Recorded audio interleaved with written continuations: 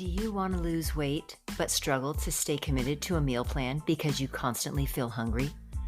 Does food provide you comfort when you are bored, angry, lonely, or sad?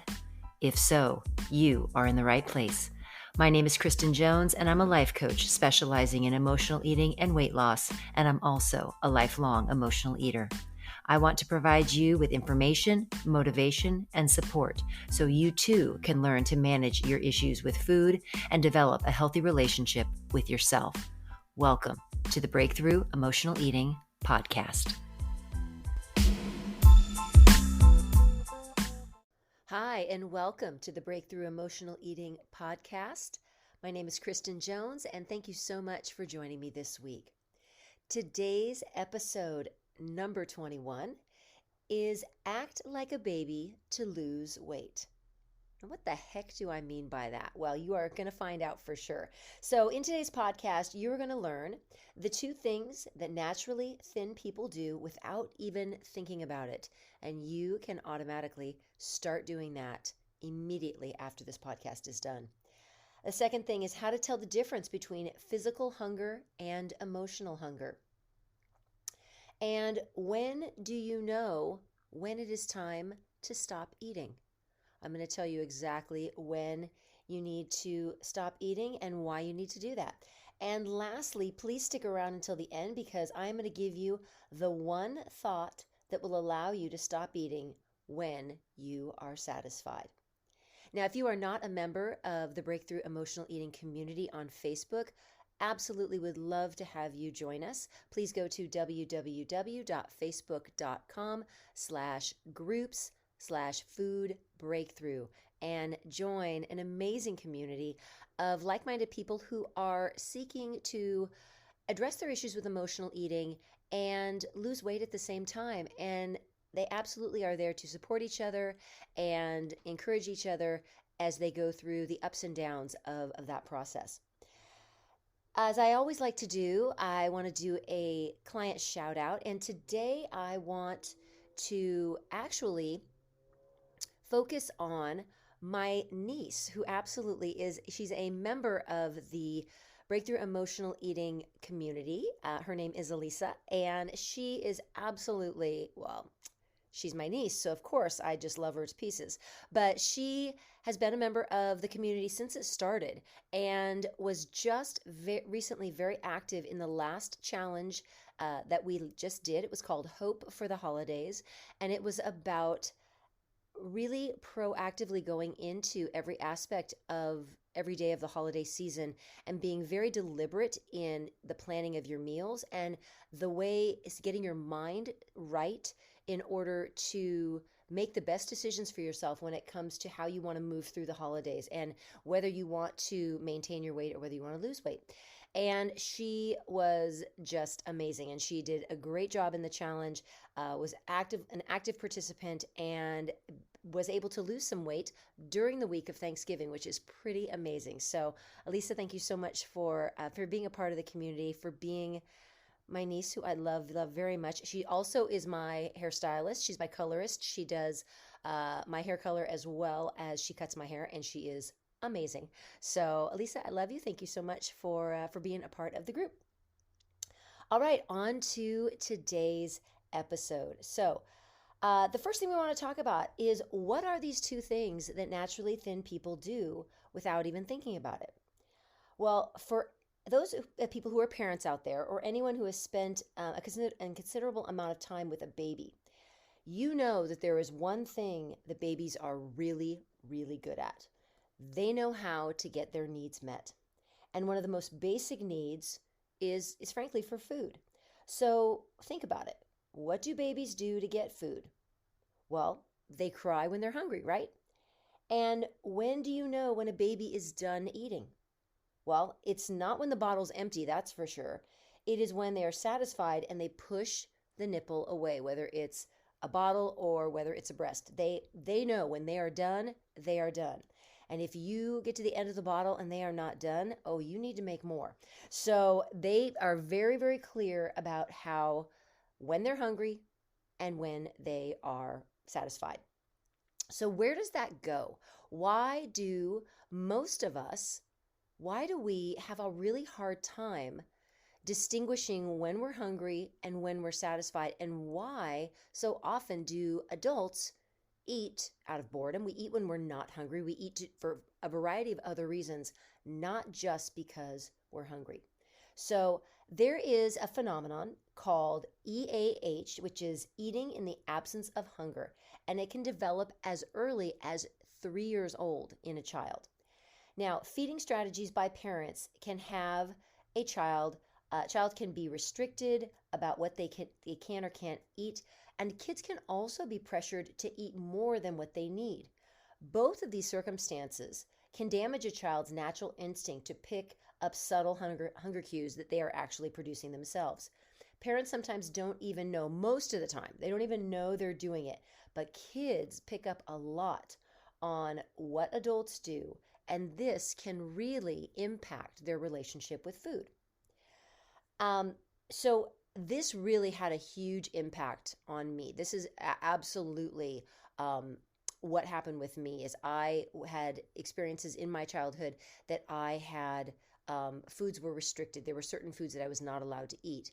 And so because of that, I had this very heightened awareness of when I was around food, I needed to eat as much as I could, as often as I could, because I never knew when I was going to be denied food, when I was not going to be allowed to eat. So I became almost obsessive with food at a very, very young age. And so that I definitely was impacted significantly by this.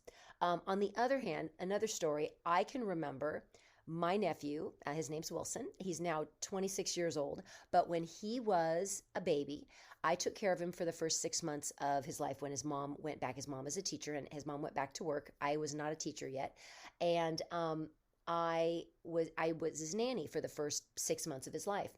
And we would go to the gym, and we would go different places, go shopping, and I always had a bottle packed. I always had his bag ready, extra diapers, extra clothes, a couple of bottles. But I always remember we would be driving in the car, and it could be totally fine. We could be driving on the freeway, everything's great. And in an instant, he would lose it and he would start that cry. And y'all know what that cry sounds like. The hunger cry sounds so distinct. You totally know it. And there were times I had to pull over on the side of the road and get in the back seat of the car with him and just give him a bottle right then and there, because he was not having it. He was not gonna not take that bottle. So definitely can see both sides of that, and it really can greatly, again, that restrictiveness of kids not being able to have food can definitely impact their ability to be able to monitor when they are really truly hungry, and then when they're satisfied with food. All right, second thing, do you know the difference between emotional hunger and physical hunger? So, physical hunger grows slowly, and you can ignore it, and you can be distracted by doing something else, and it can come and go in waves. Satisfying that kind of hunger usually can be achieved by eating anything. Sometimes it can be healthy and good for you foods, or sometimes it can be indulgent. It just depends. But any food will satisfy physical hunger. Now, emotional hunger is completely different. It comes on all at once, and there are only certain foods that will satisfy you and meet the needs of that emotional hunger. Most of the time, they are high fat and high sugar foods, and they're things that you crave. And frankly, eating a salad is not going to do it. You'll plow through the salad and you'll still want to go for the high fat, high sugar foods. And that's just the way our bodies are. When people are in the throes of emotional hunger, they are not looking for a green salad or broccoli to give them comfort. Another thing in regards to hunger, we do not need to be so afraid of being hungry. It is actually really good for you to feel hunger, because it means that your body is actually being allowed to access its own fat cells as an energy source, and that is truly the only way you lose weight. So I really strongly encourage you, embrace hunger. Stay hydrated more than anything else, and your body can go a very long time without food, since most people have at least 30 to 40 meals worth of fat cells on their bodies that your body, in fact, can tap into and use as an energy source. As long as you're hydrated, you will be fine. But you definitely want to not be fearful of hunger. Let yourself feel hunger, because that actually should be an encouraging feeling, because it means that your body is tapping in to those fat cells. And that is really essentially what we always want to have. Now, one of the things that I always had a problem with, and it's amazing because I've been able to address it, and now it's not an issue for me. But I would say for probably, I'm going to say 20, at least 20 years, probably more than that, I could not go to sleep without eating something, literally taking something with me to bed and getting into bed and eating right before I went to sleep. Without a doubt, never could do that. The idea was completely unfathomable to me. And to be honest, it really was more of a habit than anything else. My body got used to it. My mind got used to it. Emotionally, I needed that to calm myself down, to allow myself to know that I was safe, that I was okay, and that food wasn't going anywhere. So that is something that has been a long time, again, a very long time issue for me. And it really is something that can be changed. It's like anything else. It is a habit, and it's something that definitely can be changed as well. So how do you know when it is time to stop eating? How do you know that? Well, one of the things that is really important is when you are eating, you need to be aware. First off, most people eat twice as much food at a meal, at a sitting, than their bodies really need.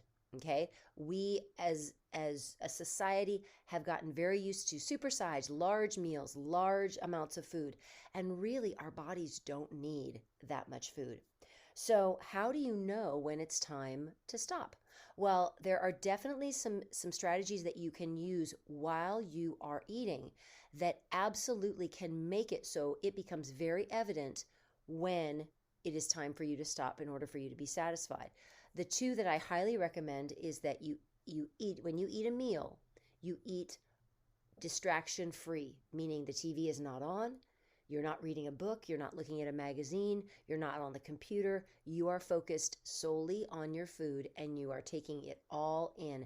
You're looking at it. You're not only looking at it with your eyes, you're smelling it. It's an entire experience. So you are distraction free, and you eat your meal. The second thing is you want to eat your meal slowly. That means putting your fork down after each bite, drinking some water, having some conversation with the person that you're having the meal with, and really slowing down and savoring the food, making sure that you chew it completely. All of those things will go into contributing to allowing your body to be able to signal you when it is actually satisfied. One of the things that I recommend to my clients, and I would absolutely recommend to all of you, is when you have a meal and you've served yourself your food, mentally in your mind, split your plate in half. Eat the first half of the meal as you ordinarily would, again, eating slowly, taking your time.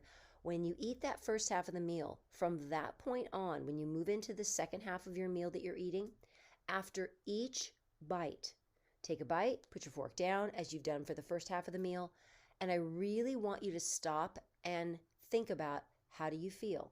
Do you need another bite of food? Are you going to be okay? How does the food feel within your body?